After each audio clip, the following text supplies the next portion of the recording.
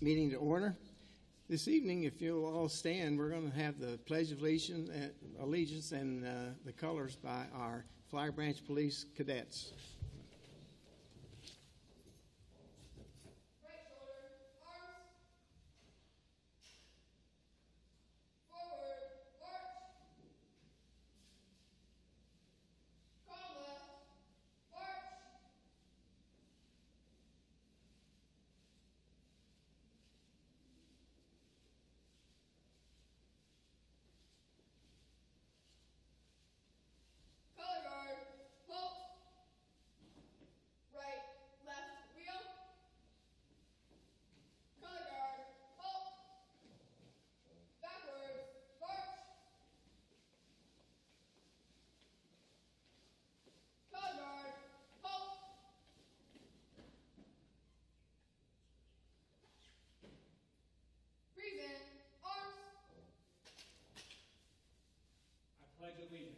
To the flag of the United States of America, and to the republic for which it stands, one nation, under God, indivisible, with liberty and justice for all.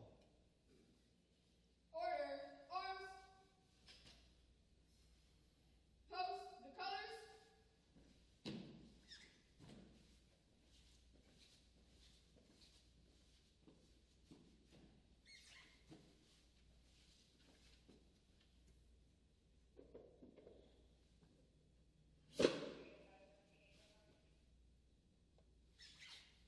Ready, face, forward, march.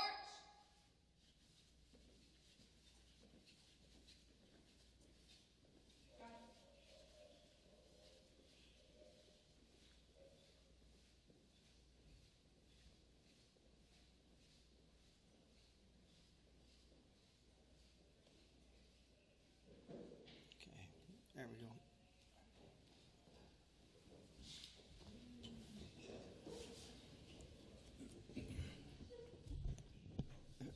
We need a motion to adopt the agenda. I'll make a motion to adopt the agenda as presented. Second. Motion second. All those in favor say aye. Aye. Okay, thank you.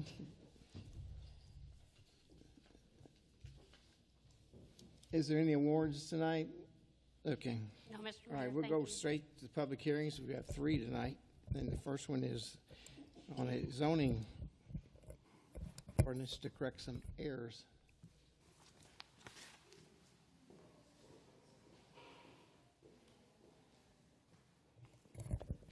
Good evening, Mayor and Council. I'm going to come up to the podium so you can see me better. This is a what I like to call a little housekeeping ordinance. Someone with a very good set of eagle eyes noticed that table 9.2 in the city code did not reflect the language of the ordinance, the neighborhood shopping zoning district, which is in section 9.3, which states that a maximum square footage of any one tenant space in order to maintain that neighborhood shopping feel and size of businesses. The table in the code incorrectly reflected it as a minimum amount. So all this does is correct that language in the table to track the text of the zoning ordinance. And then while we were at it, the table 9.2, at the top of the column for neighborhood shopping, the abbreviation was listed as INS rather than NS. So this simply removes that I, so it's properly referred to as NS, which everyone would think is neighborhood shopping. And so just to be transparent, to make sure that anybody who's merely reading the table gets the intent of the ordinance. That's what this does.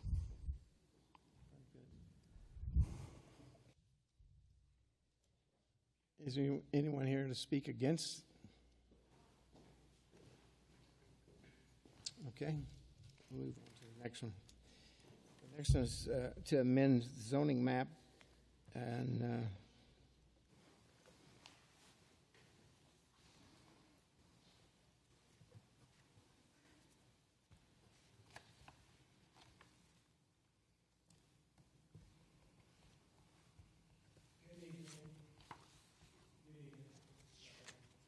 So this is a public hearing for what we refer to as Blank Eyes project.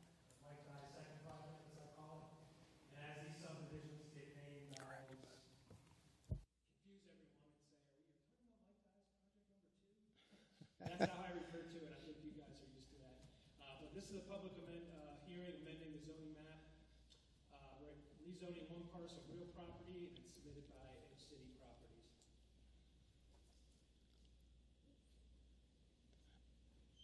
And I think you're all familiar with this site. Recently we had what we call now Phase 1 of Mike's that was rezoned. And this is just an aerial showing what was previously zoned by you, and the site to the left is what he's talking about rezoning tonight.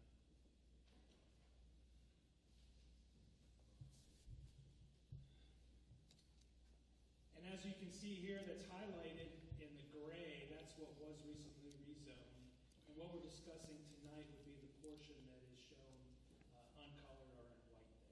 And that's would be in addition to Phase 1 of this small Phase 2. So color rendering of it submitted by the applicant. And again, you can see where the gray area is. It's already rezoned, and then the white area is what he's asking about tonight. This, just like the other one that we recently approved, has a little variance request to it. Reduce the minimum lot size from 15,000 to 8,000. Reduce the minimum lot width from 75 to 60, and reduce the minimum side setback on the interior lot line from 15 to 5. These are some elevations. And that's basically it. I mean, we've had a work session about this to discuss. We kind of got a lot of the questions answered. Mr. Dye had made a presentation about this with an explanation of why he was making this request.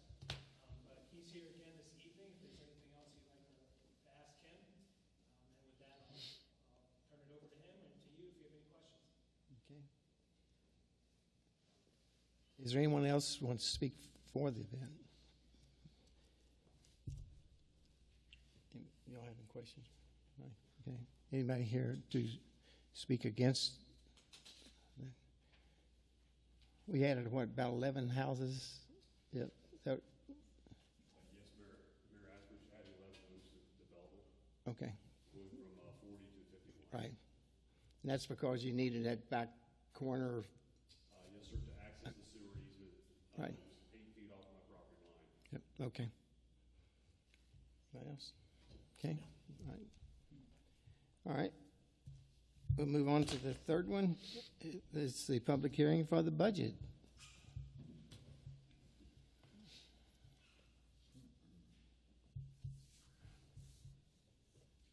Good evening. Hold on one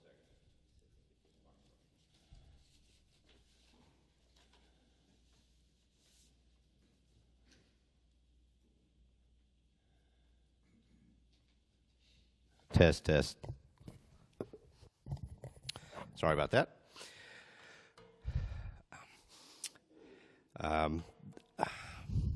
This is the second public hearing for the fiscal year 25 budget and tax year 2024 millage rate. This budget was developed with keeping the same millage rate at 3.264, and according to state law, that is considered a tax increase. So we are required by law to hold 3 public hearings, of which this is the second one. This budget was developed with a conservative approach and seeks to meet the goals that was set up by the council, which are economic development, fiscal, financial stability, internal operations, infrastructure improvement, and public safety. Starting with the general fund, just a brief summary. With maintaining the same millage rate, that will generate a estimated increase in revenue of $240,000. Other revenues that are seeing an increase are local option sales tax at about 43%, title ad valorem tax at 22%. Just to clarify what that is the sales tax that you pay when you purchase vehicles.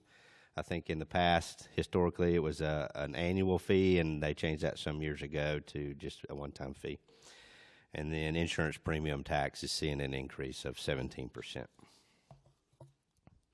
Moving to the general fund expenditures, in summary, the major increases are from planned increases for personnel, which proposed a 4% COLA and a 2% merit increase, an addition of 2 positions, one being an administrative assistant in the Department of Fund and a water and sewer maintenance trainee. And then finally, you'll see a transfer of just over $1.2 million to the capital fund, which we'll discuss some of those projects on a later slide. Overall, the general fund budget is up 14%.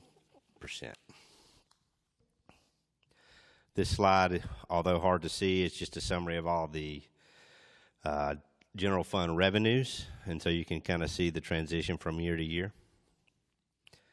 And then this slide is the expenditures, where you can see that transfer at the bottom there of $1.2 million.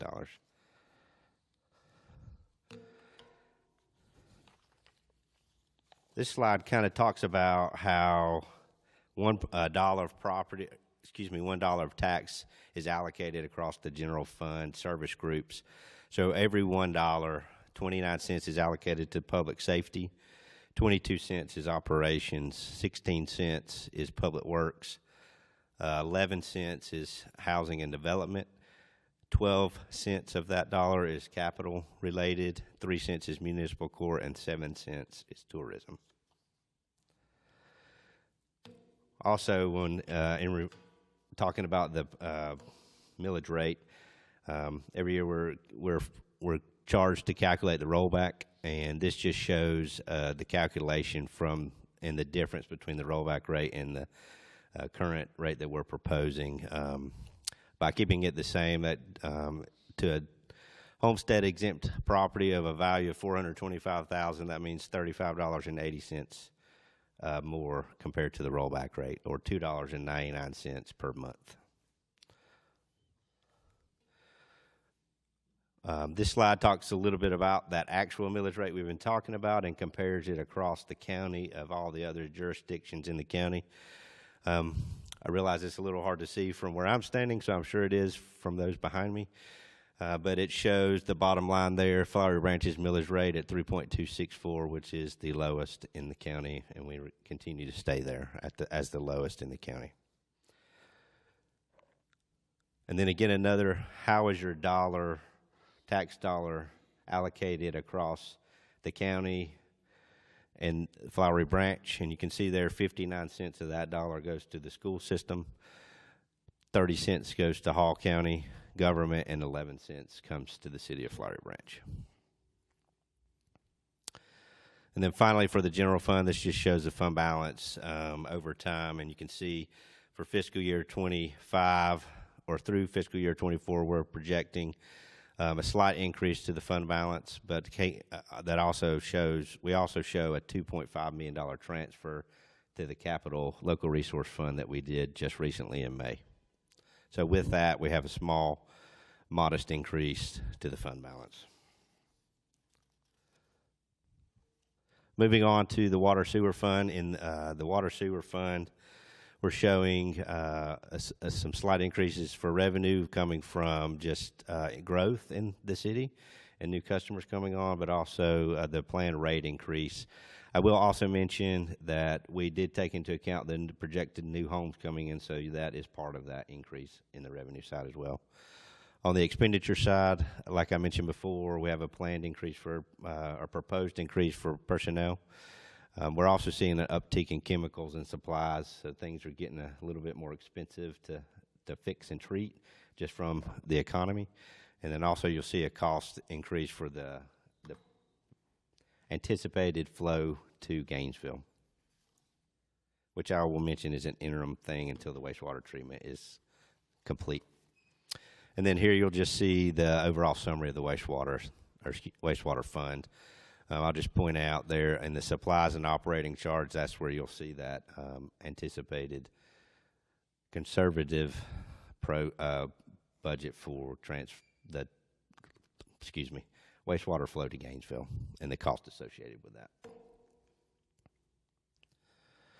And then again, this shows the fund balance, and that's actually an incorrect term. It's called net position in the enterprise fund of growth there for $10.9 million an unassigned net position and the capital asset piece of it. During the first public hearing, there was a question about that $10.9 million in unassigned. And yes, it does say unassigned or unrestricted. One might think that that's just money we can use for other things, but I will remind you that a piece of that is funds that we have not spent yet on projects that we have allocated funds to, so projects that are not complete. And that includes historical projects that are not complete, but it also includes the ones that we allocated this fiscal year and what we're proposing for next year. So if you add all those up, that brings us down to $5.7 million. And then under our policy, we're required to maintain 6 months of reserve, which is another $2.5 million. So really that unassigned number is $3.2 million, not 10.9. A large part of that is projects we're doing now. We just hadn't expended those monies yet. Moving on to the next few slides are just some of the other funds that the city has. This one is confiscated asset fund, and it accounts for the seized funds that the police department may take in for criminal activity, and when the judge gives those funds to us, we are allowed to use those for specific items, and this fund accounts for that. So this just is showing what we anticipate remaining of those current funds at the end of this fiscal year, and will be adjusted as if any seized funds come in throughout the next fiscal year. This fund is the American Rescue Fund, and I'm sure we're all aware of that. That's the funds we received over the last 2 years, kind of the COVID funds. And this, I know that it shows a large decrease, but that means that we have expended those funds for water sewer projects. And that residual funds there are just some interest that we had earned on those funds, which need to be used in the same manner that the funds we received were. So I think we had one question about how those need to be used. Would they need to be contracted out by or earmarked by the end of this calendar year and be completely spent by the end of 2026? And our anticipation is to use those funds by the end of this calendar year. Tax allocation district, this was set up some years ago, and you can see there that a relatively flat increase from last fiscal year. Last year we had some projects in there, that's why it was a little bit higher, but you can see that that's a very healthy fund.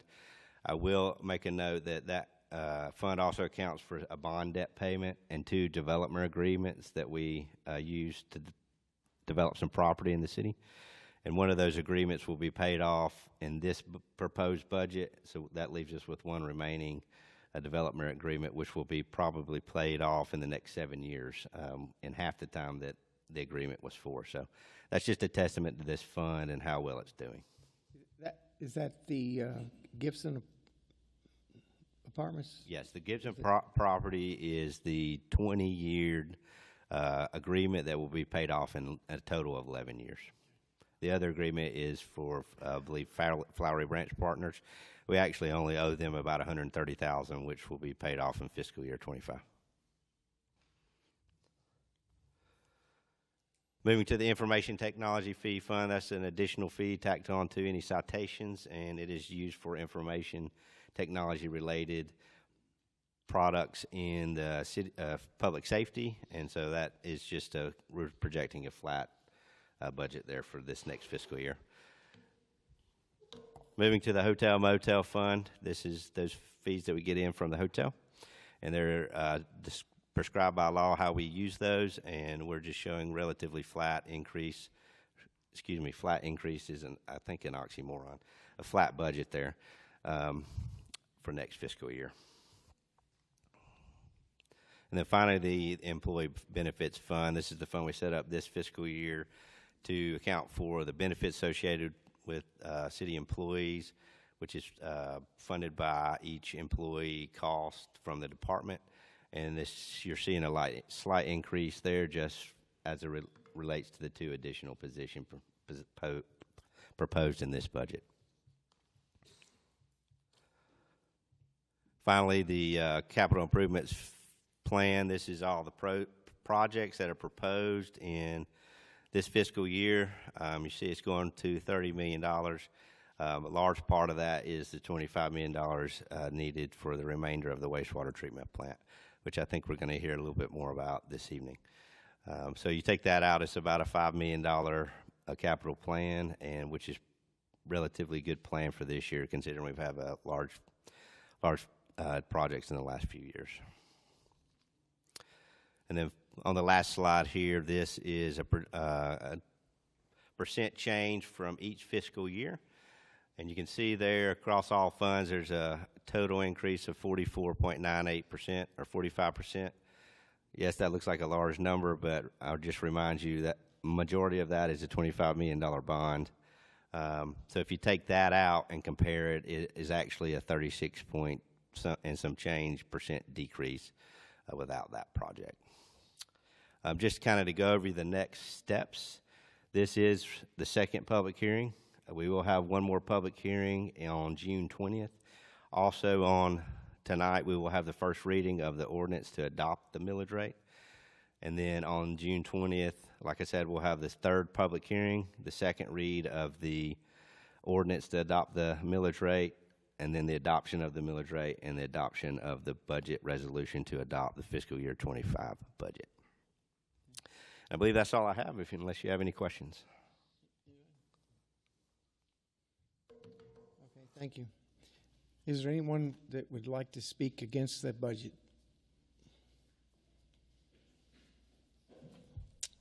Okay, we'll close that public hearing, go into new business,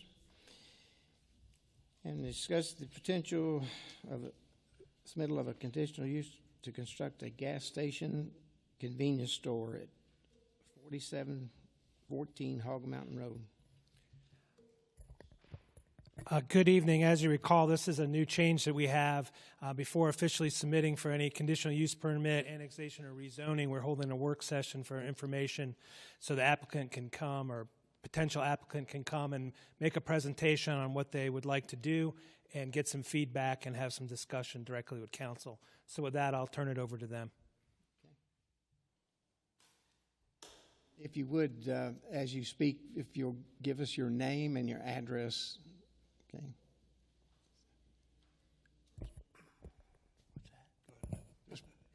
Just grab the thing. My name is Brian Bestmagen. I'm with Clipper Petroleum. We're indirectly involved in this project. We are not the owners and operators. Yeah, speak in the microphone. Oh, I'm sorry. My name is Brian Bestmagen with Clipper Petroleum, kind of representing them. We are indirectly involved in this project. We are supplying them gas, or looking to supply them gas, and also do some of the project management on the gas side of it. But what I wanted to say before Terry begins on it is we have about 350 dealers.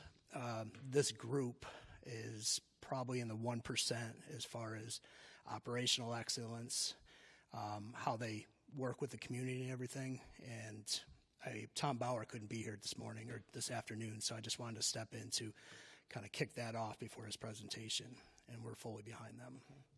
If you would give us your address too, I think. The address is Your address. 4714 Hog Mountain Road, Flowery Branch. I meant your address. Oh, our address is 315 TL Bauer Way in Flowery Branch, right across from the King Hawaiian plant. Okay, thank you. And this is Terry. That thing will. Okay. I'll let you do it. Hold it. There you go.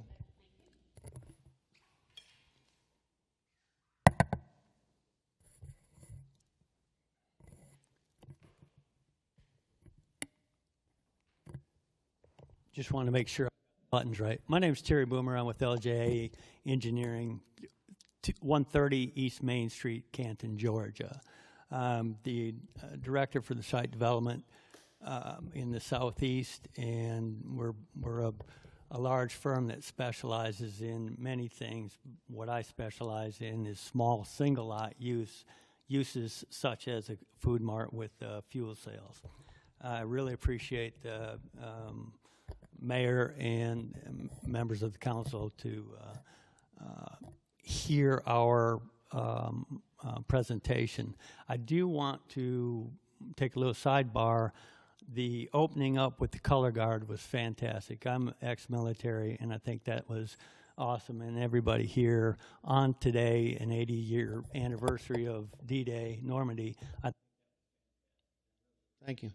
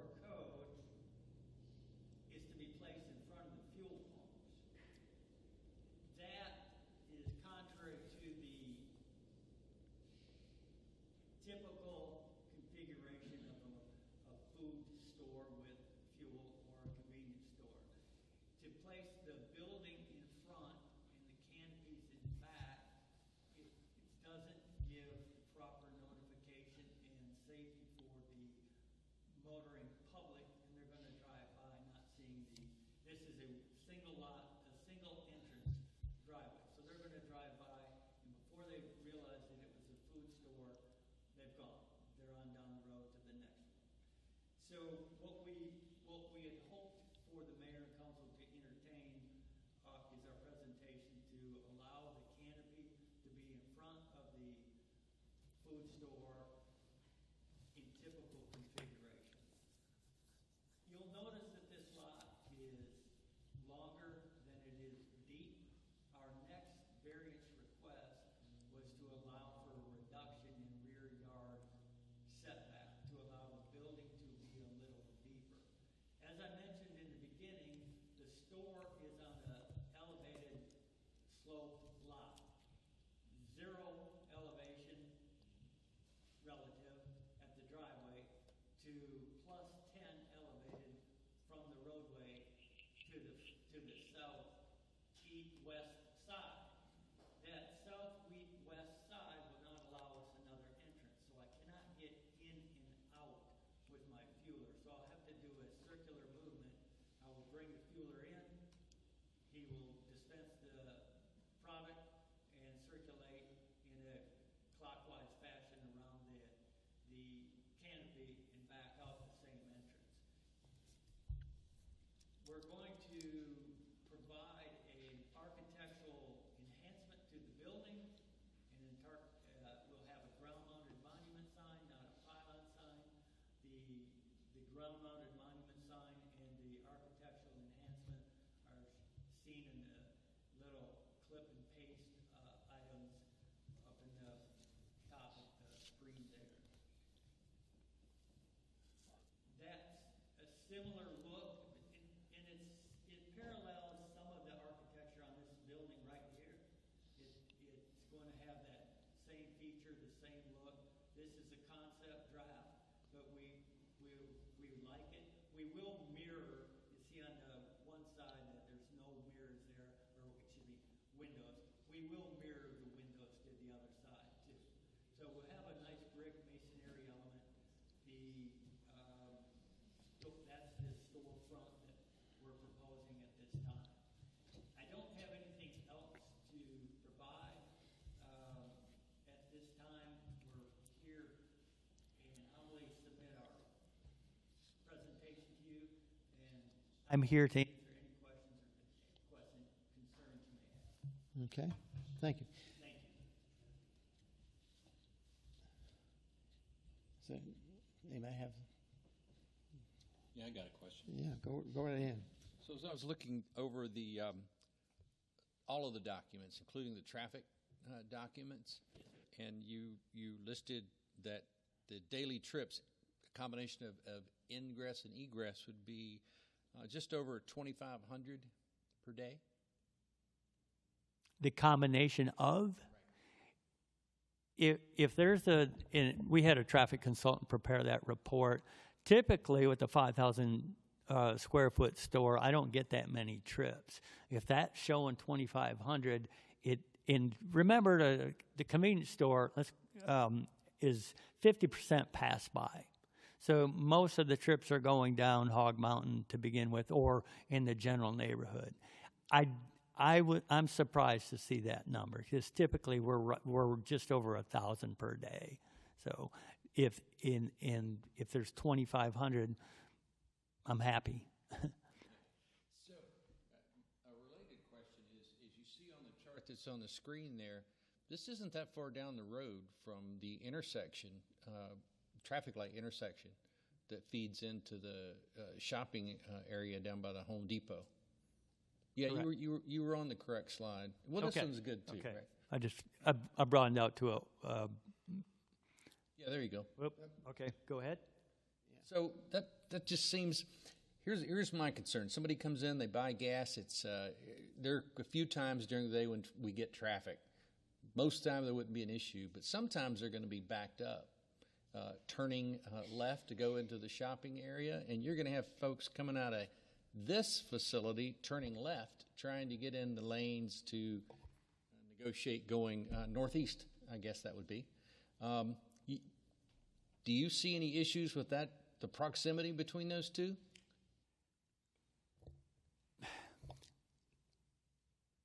Again, I've got to look at that 2,500 vehicle count, but entrance, the shared entrance with the bank, should facilitate the vehicles in and out. Convenience store, we're not staying along, and we don't have an event like we have next door. They're going to be coming in and out all day long, and they're not stacking up. They're going to get their fuel. They're going to get the product inside, their bread, their milk, and they're going to circulate and navigate back outside. I don't feel, as the engineer of record, that I'm placing the motoring public in jeopardy or any adverse scenario with this proposal. We do have interparcel access to and through the bank and then to the shopping center to the rear, so some of that will be relieved that way. But on that report that you read, do you see the PM AM peak? What I copied down for my notes just related to the peak hours AM and peak hours PM traffic and the trips to the site, but the big number that caught me was average daily trips of 2571. Yeah, that's not normal.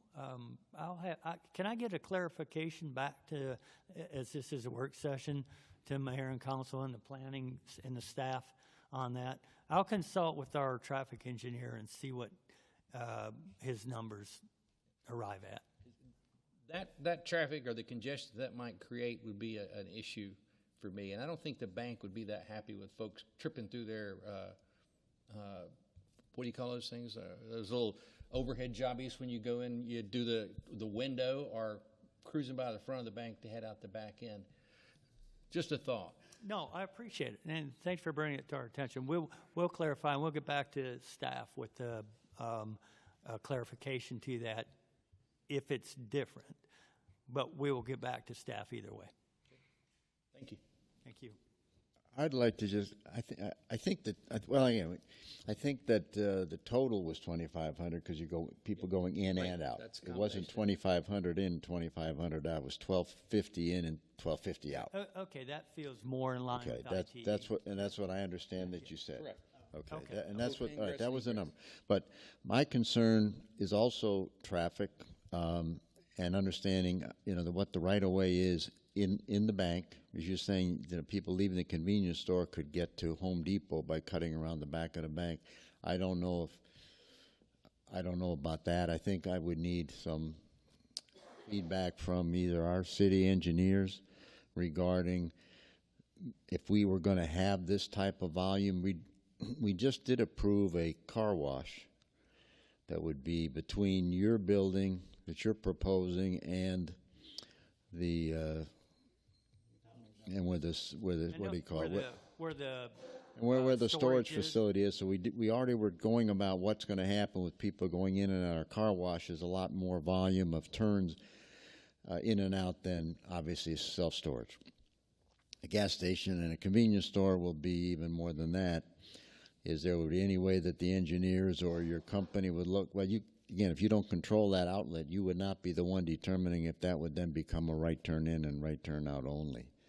Because I'm trying to picture like Oliver, if people are trying to get out of there to make a left turn, there are certain times of the day when making a left turn out of that double thing there would be very, very difficult.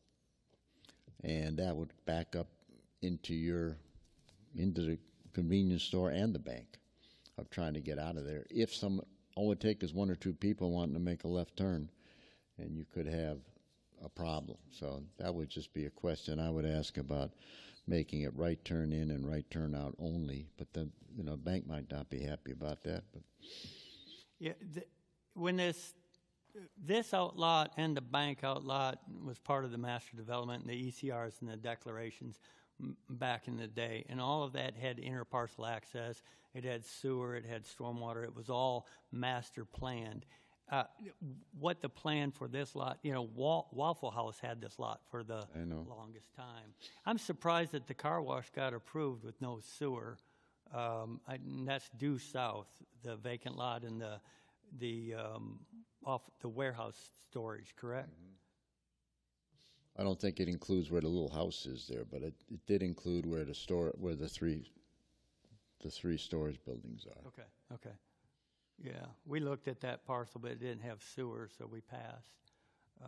It's a good lot for self-storage, not needing sewer, but again, let us go back and scrutinize our traffic report, and that was a trip generation memo, and perhaps we need to take that to the next level with trip generation as well as trip distribution. And again, I do believe that being that it is commercial all the way around, that if that could be, if we could get a good solution on that, I don't believe that having the pumps in front would be, and from my standpoint, would be a reason to turn the project down.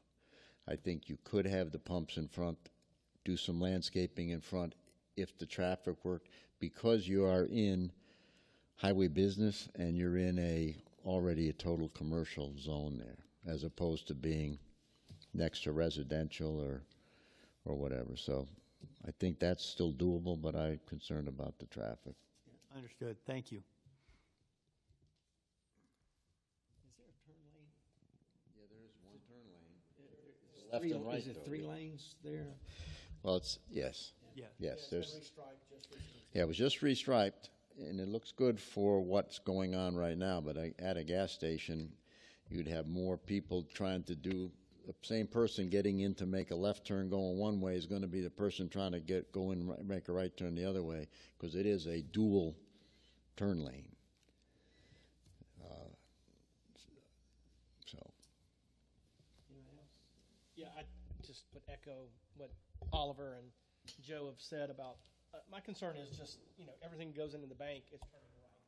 And you're gonna have folks turning in, following that flow and trying to turn left, and if there's people coming out, depending on, the bank gets busy 12 o'clock on Saturdays when they're getting ready to close and stuff like that. So, there's no divider there. So how are you gonna delineate those lanes there, to make sure, hey, this is turn in right, and then you gotta turn left, you're gonna have staging, or are we going to back people up into Hog Mountain that are trying to turn left into your establishment? It's something to think about. And then how these, I don't know. I mean, then does it add more traffic going through the bank and, trying to get back to that light? They're like, oh, well, I'm not going to try to make that left-hand turn out here. It's too dangerous. I'm going to go through the bank's parking lot and go to that light and make the left-hand turn. Well, again, I don't know how happy the bank's going to be about that, and does there need to be some kind of traffic calming measures thought about that would need to be put in there? But right now, I have a lot of questions, so I'd be interested to see what you come back with, especially it's 65 a.m. I guess it was a.m. average out the high peak hours, and then 57 in the day, and it depends on when that flows. The 2 times that road gets really busy is during beginning of school and letting out of school, so it's already stressed. What will be your hours? Hours of operation, I don't have those available. I'm not with operations, I'm just with design. I don't know if the 5 to 11, 5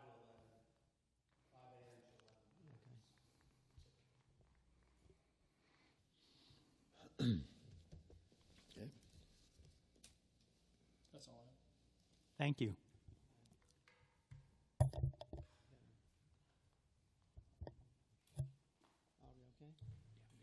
Thank you, sir. Thank you.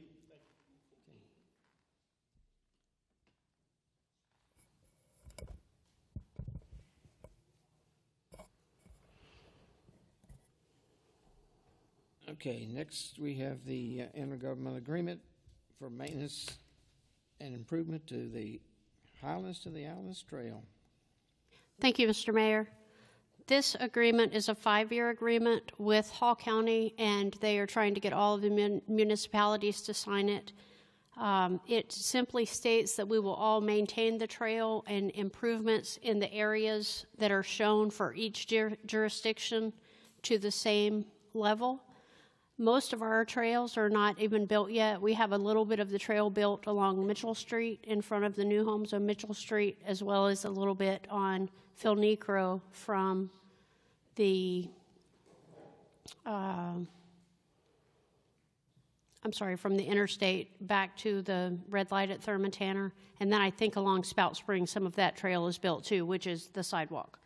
The cost, they've also asked for us to share in the cost of the website. Currently, that amount would be $1,250 for the city of Flowery Branch per year. So it's just a maintenance agreement. Hall County has asked us to sign it, and it's up for your consideration, please.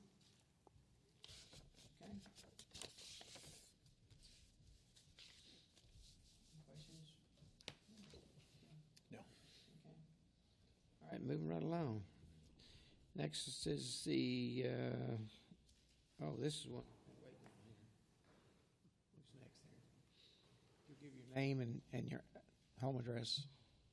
So before he starts, I will just give the brief introduction that this is the long-awaited for gross maximum price presentation. So Pavel Mayfield is with Archer Western. He has been working very closely with ESG Engineering to come up with this gross maximum price, and then he will explain what that is and how much it is throughout the presentation. Thank you, Tanya. Thank you. Good afternoon once again. I'll try to be brief as I can be. Give your name and address. Pavel Mayfield, 2839, with Archer Western, 2839 Paces Ferry Road, Atlanta, Georgia. I'll try to be as brief as I can be and answer any questions that you might have, but I sometimes might tend to go long, so please, by all means, tell me. We got it. Let's keep moving. Year and 5 days to this date, this council approved the award of contract to Archer Western for CMR services to support ESG in design efforts, provide constructability reviews, provide scheduling reviews, do the procurement, and arrive to a guaranteed maximum price that we're to review up here. So with that in mind, I'll summarize what exactly I would like to cover today and answer any questions. We'll look at the project site briefly, where it sits right now, how it looks, and how it will look once the project is complete. We'll take a look at where we started when we presented the 30% cost model that we've discussed on February 15th of this year.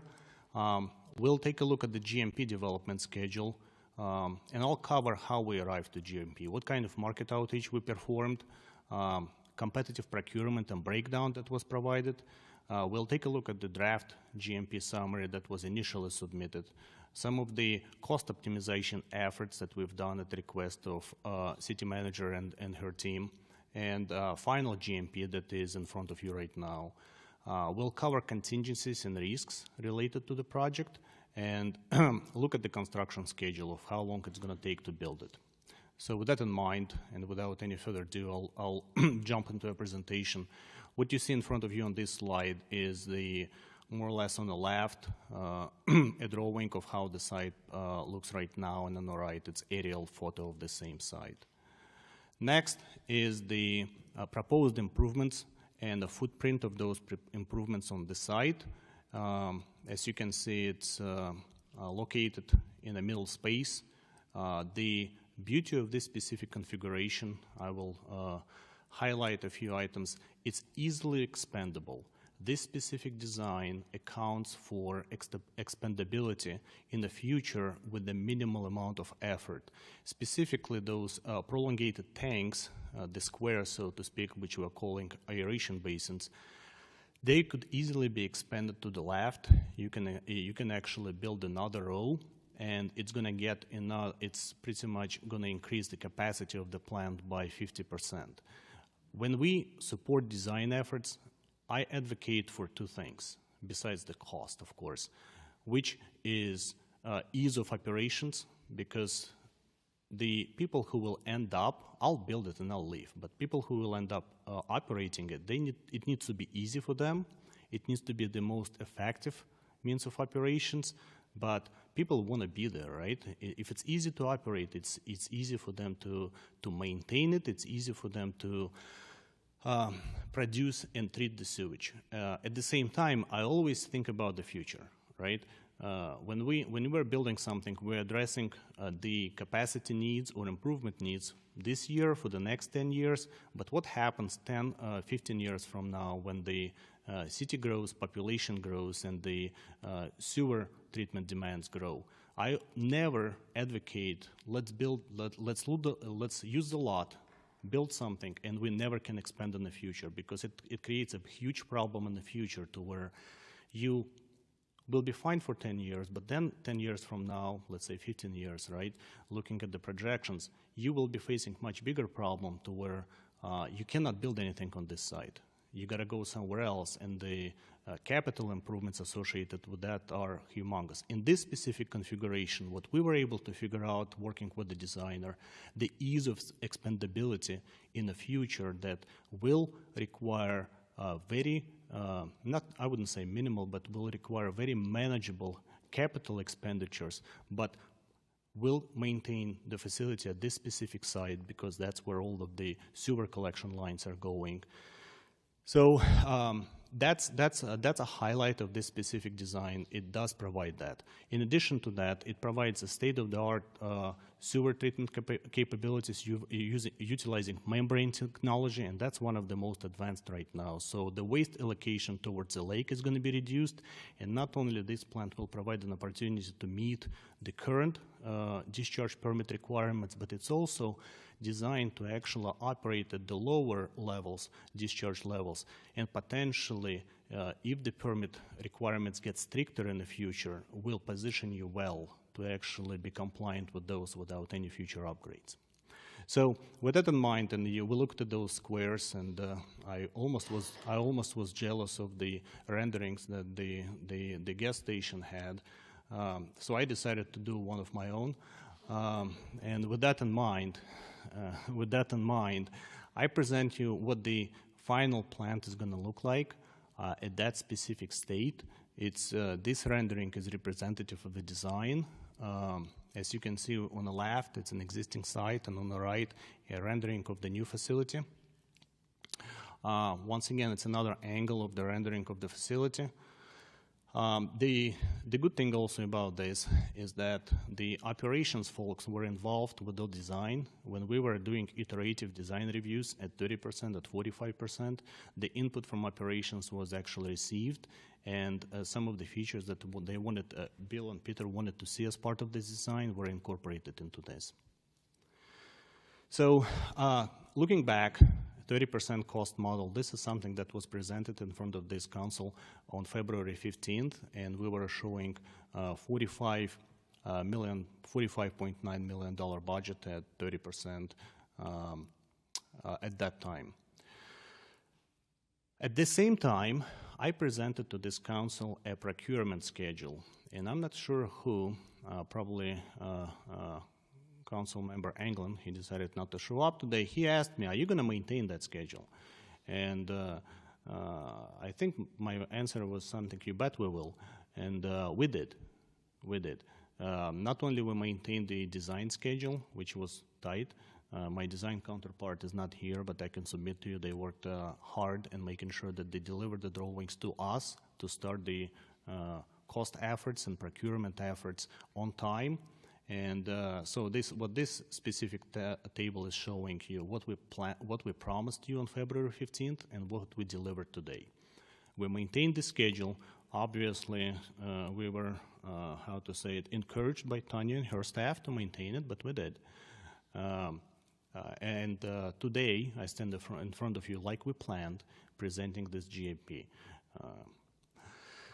So what we've done in this time, we've done in market outreach. When I stood up here, I promised it's going to be very transparent, very involved market outreach effort, and the breakdown that you're going to get at the end of the day in form of a guaranteed maximum price is going to not going to have one just lump sum number. This is how much it's going to be to construct it. It will have a detailed breakdown of what everything costs, who submitted the pricing for everything, and that way I can stand up here and say this is the best price possible, right? I don't have to say, trust me, here's the proof, here are all the numbers. So we've published advertisement in the newspapers. I think it was AJC and the Gainesville News, two newspapers we published advertising, soliciting potential subs and vendors to come and participate in the project. We did bid opportunity advertisements on the internet, on our site. We actually published a flyer on your site as well to entice local business partners to participate in the job. We've sent out pre-solicitation notices, and we've done a in-person outreach for the ones who would actually want to hear the presentation and the opportunities in person. And obviously, we've done outreach emails via email and phone calls. Our estimators did. Why did we do it?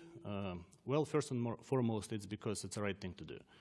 We want to make sure that we entice as many businesses as possible to participate in the project and have a competitive environment that results in the best pricing, right? But at the same time, we had to comply with the funding source requirements, and in this specific case, it was GFA loan requirements. We had to do all of those efforts up top that are called good faith effort. We had to entice minority and women business enterprise participation in the project. We had to make sure that we are compliant with the Davis-Bacon requirements and American Iron and Steel requirements, right? All of that, you can put a check mark next to that. We've done that. The project, as it stands right now, is fully compliant with the loan requirements and the requirements for the procurement. And as far as the competitive procurement, we've issued a total of 56 bid packages on this project.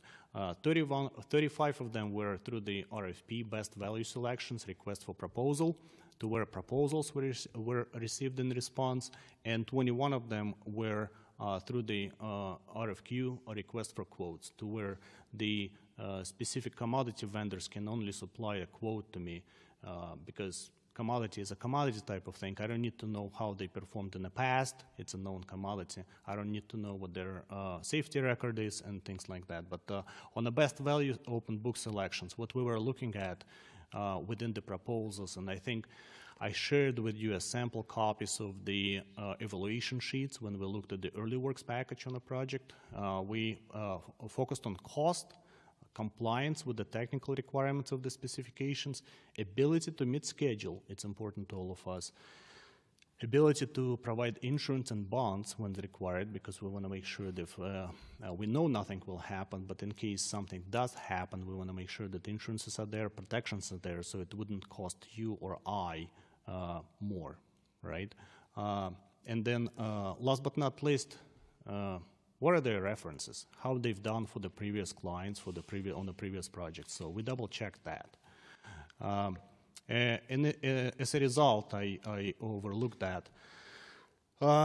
We received and evaluated 86 proposals, I believe, and 58 quotes. So we've pretty much had a very good coverage, more than one proposal received almost on every single package.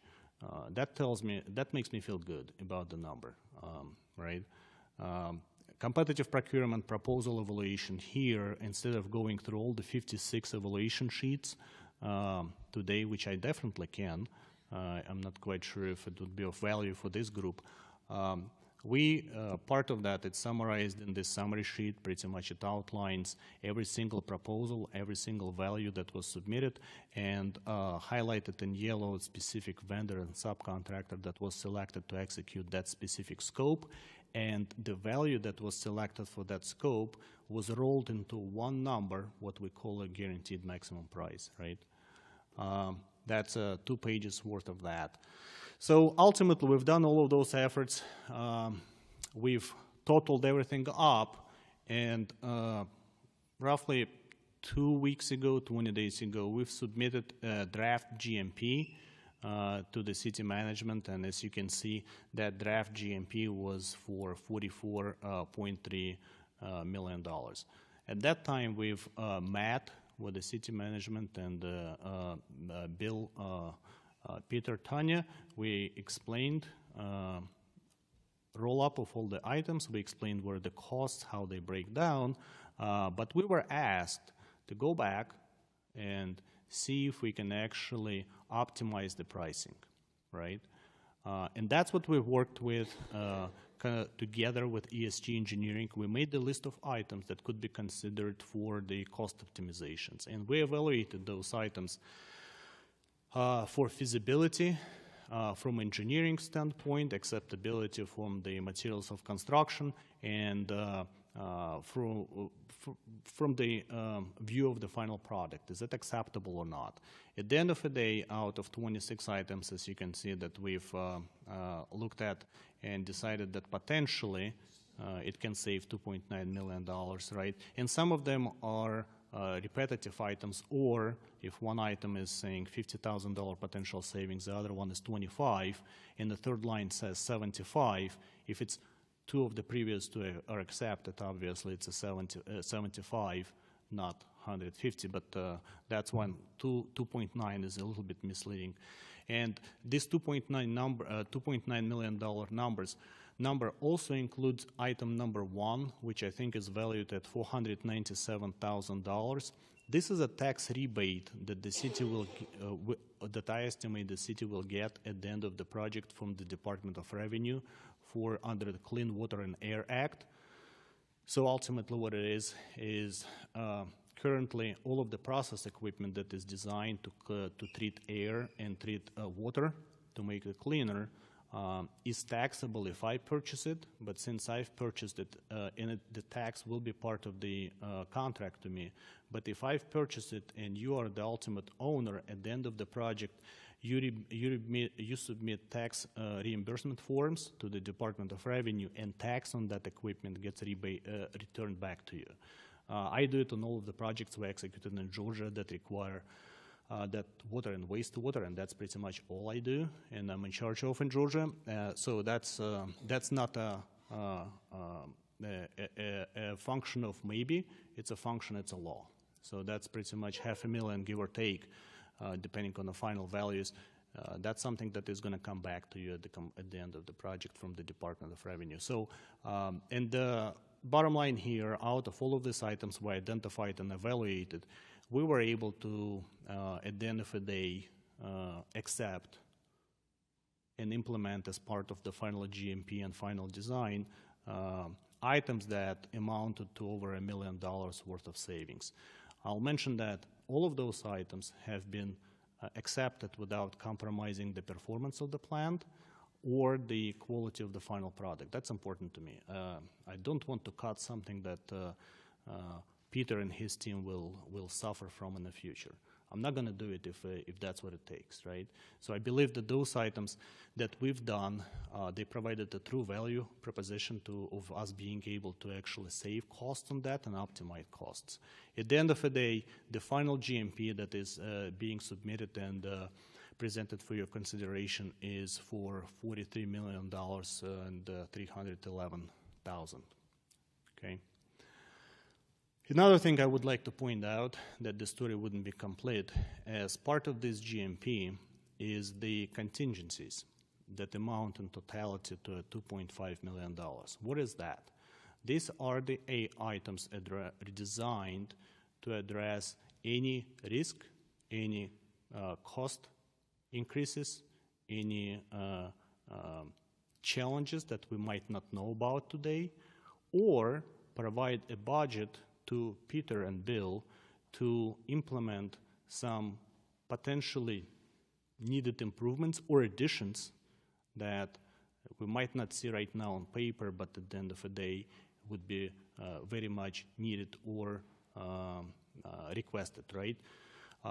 Should this money not be spent, right? It's not the money that must be spent. That's the money that is there to address some risks on the project, some exposures, the costs associated with the design completion, right? Right now, the GMP that we're submitting, it's based on 80% design, so the design needs to be taken from 80 to 100 before we build it. And I'd like to think that we've done collectively as a team of 3 of us, in between of the City of Flowery branch, ESG, and us as Archer Western, great job in making sure that nothing will be added to that design features, and it's just a detailing. But once again, life is life, things happen. That's designed to address it because one of the promises I had to you on the February 15th meeting, I believe, there will be 0 change orders during the construction phase, right? That's designed to do that. That's a common standard practice on the construction, on the CMR projects, on the collaborative delivery projects to address risks and prevent me from standing in front of you for the next 2 years. That's the way it is. That's another breakdown up here, and obviously I wanted to point out that it's not just a pure let's throw a number at it. It's a very those are very calculated values based on a risk register and itemized risk items that I'm used to seeing in the marketplace, I'm experiencing on other projects, and it's a calculated risk, so we calculate percentage, apply to that, and that's how we arrive to the number that is a risk item on a project, or that should represent a risk on a project. I submit to you that contingency up here for the CMR portion is less than 5%, and it's a lower that I carry on a lot of projects in Georgia right now. The reason why I was able to do it is because I have faith and trust in the ESG, and that the design that is presented to us right now, I feel comfortable with that design. So that's a reality. And obviously, that's another summary of risk register evaluation, CMR contingency. That's a contingency designed for me to use for the risks that the construction manager might face on the project. And the owner contingency it's purely for your use within the GMP to address any type of scope growth when the design goes from 80 to 100%, and it's with industry standards. That's who normally would carry that specific contingency. And the $500,000 in your bucket is designed to address the items I've mentioned to you. If there's going to be, let's say, new tariffs are implemented, right, and the cost of materials and goods grows because of the tariffs, nobody can predict that, right? That's designed to address that, or any kind of improvements or additions that the team might feel it is necessary to add. Last but not least, schedule.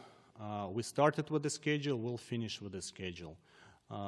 This chart represents the construction schedule, duration, and should the GMP be approved, or when it's going to be approved. We anticipate to start construction efforts in July of 24. The total duration of construction efforts is going to be 2 years or 24 months.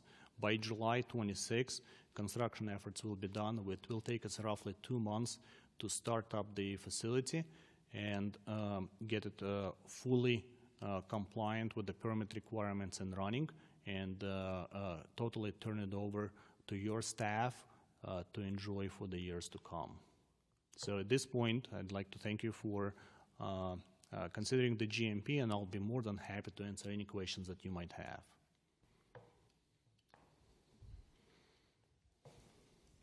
We just heard a lot of stuff.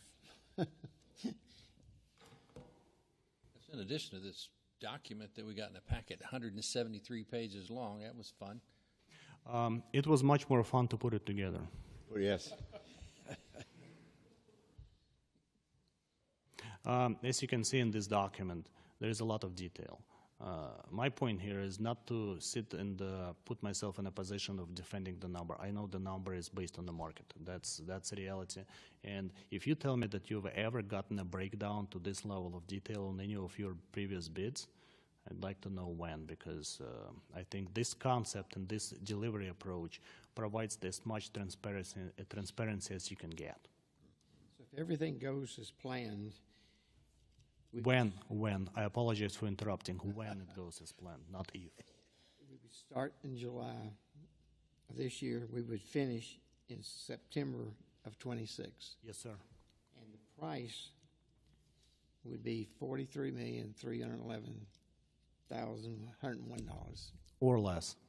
or less. Just because of those contingencies. And you've got that are about there. $2.5 million in contingencies. Excuse me. That it could be that much less if everything went perfect.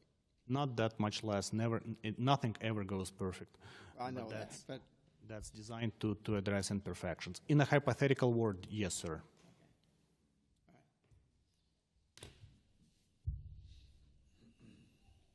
anybody else? I'm good. Okay, thank you very much. Absolutely, my pleasure. Okay, next we'll go I think considering. before you leave that real quick, though, I think the Flowery branch staff has to be commended for all the effort that was put in to work with this gentleman to come up with something as well done as this, and all the cost savings, all the looking and everything. I think the number we talked about a year and a half or so ago was $54 million, wasn't it? So to come up with a better design with expandability for $43 million through the efforts of the Flowery branch staff and, of course, the engineering firm that they hired is a remarkable achievement, I believe. Thank you. Good point. Okay, we're going to go to the consider the brand refresh from Radical Design.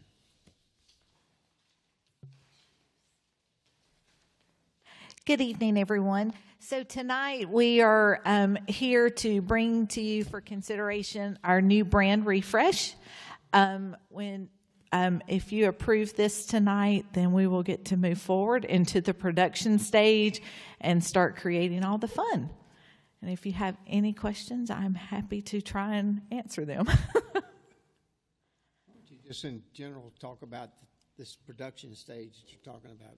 Okay, sure. So once this is approved, we'll be able to start rolling out the brand with updated business cards and really showcasing and pulling together all of our events like the market and the music in the branch, and just really bringing that cohesiveness together with even just looks on our social media and anything that we print. And we'll have new shirts and all kinds of things, new signs. And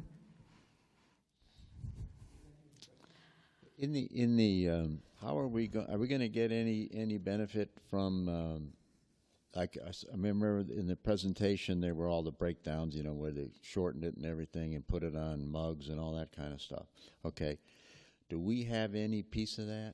I mean, is it just if someone's going to make a mug with our logo on it or that kind of thing? Oh, yes, sir. Yeah. So one of our goals is to carry merchandise that's got our brand on it and sell it. And yeah, and it would be ours, not anybody else's. So they're just creating the brand for us, and we get all the benefits from it. Yeah, that's what I was hoping. Yeah. Okay, thank you. I'm excited.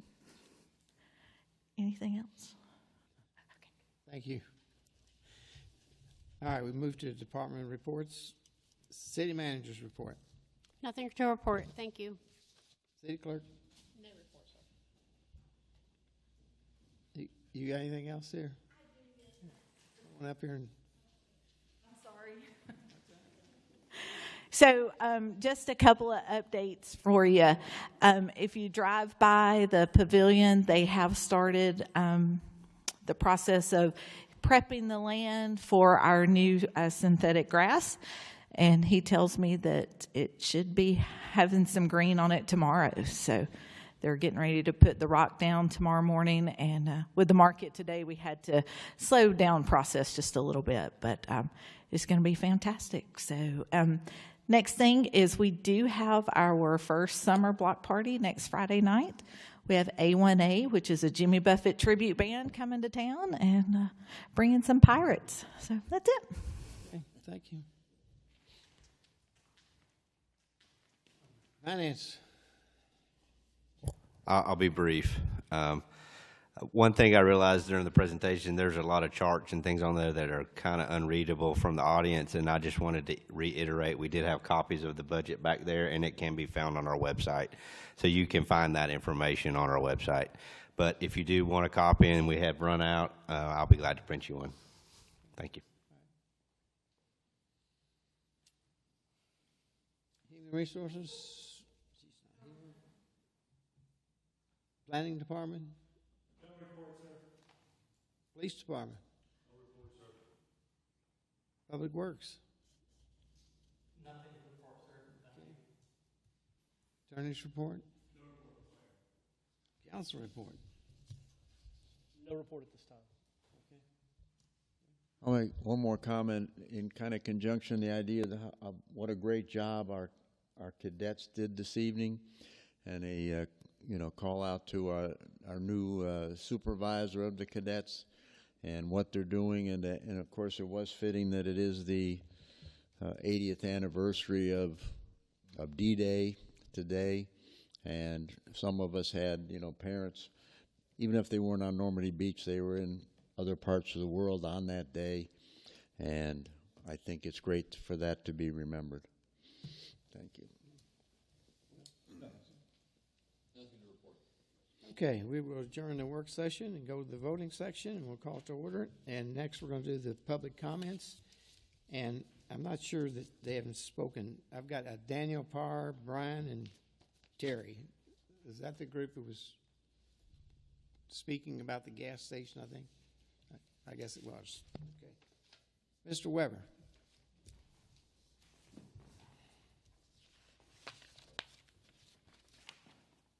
Mark Weber, 6114 Stella Light Drive. And actually, I was going to speak about something totally different for the gas station. Seems to be the issue du jour. So I have a big problem with having both the gas station and the car wash.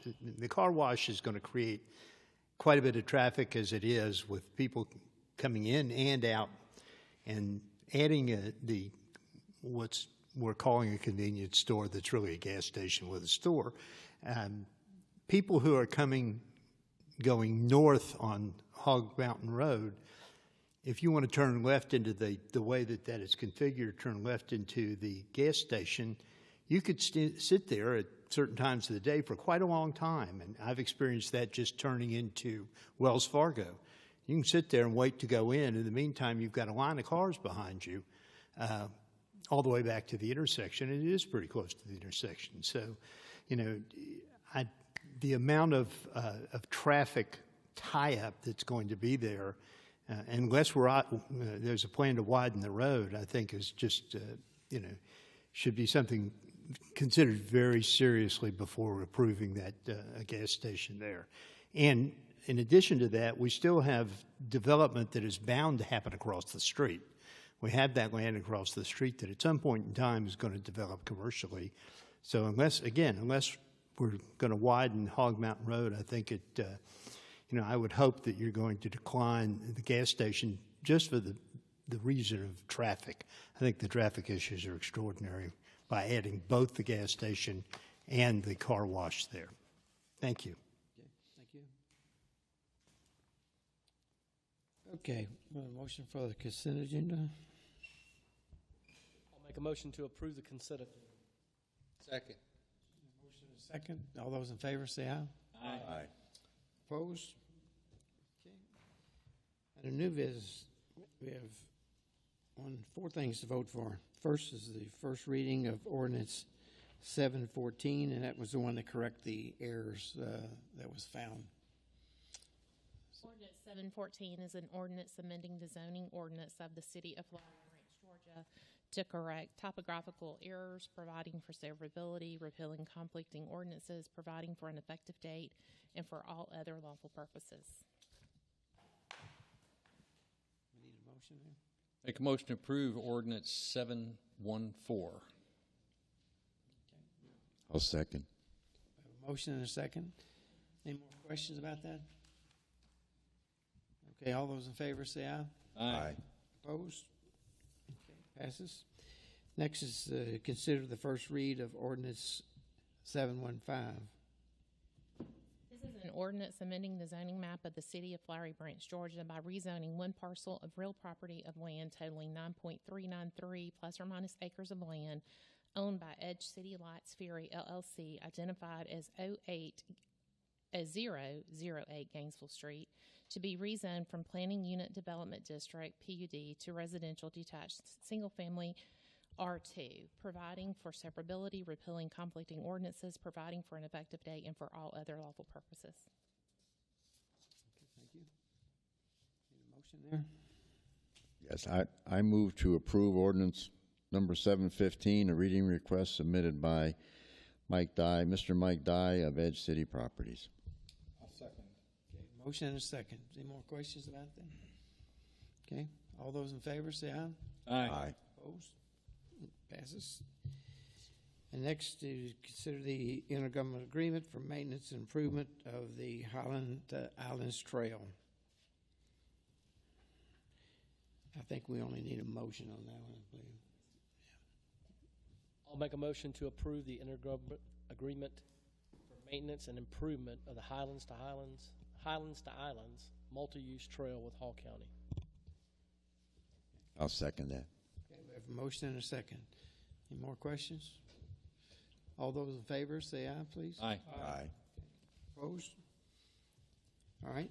The last thing there is the considering the brand fresh refresh from Radical Design.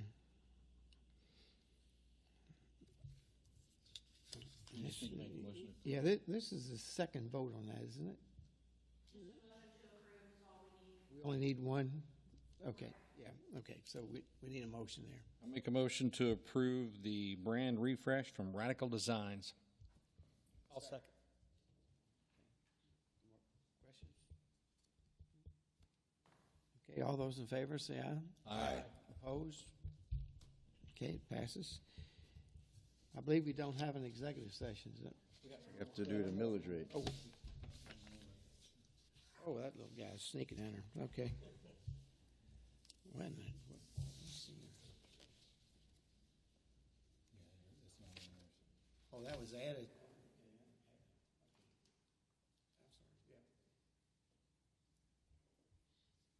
Was this just added late? The mill rate? It's not on that. Okay, I must have a copy of this. We want to consider ordinance 716 to establish the millage rate for 2024.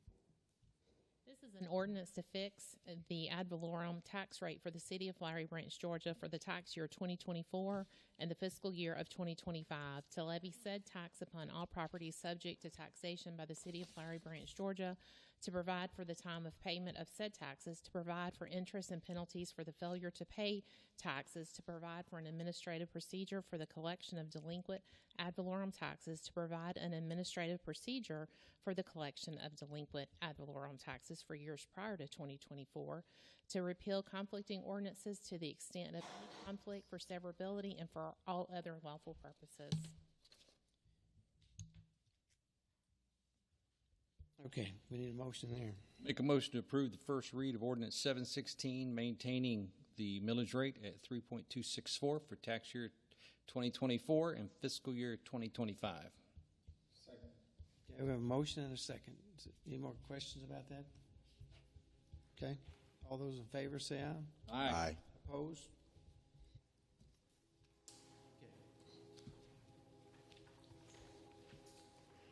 We do. There is an executive session? Yes, sir, for property, pending litigation, and personnel. Make that motion. I'll make a motion to move into executive session for the purposes of property, pending litigation, and personnel. All those in favor say aye. Aye. Opposed? Thank you, everybody, for coming tonight. We appreciate it.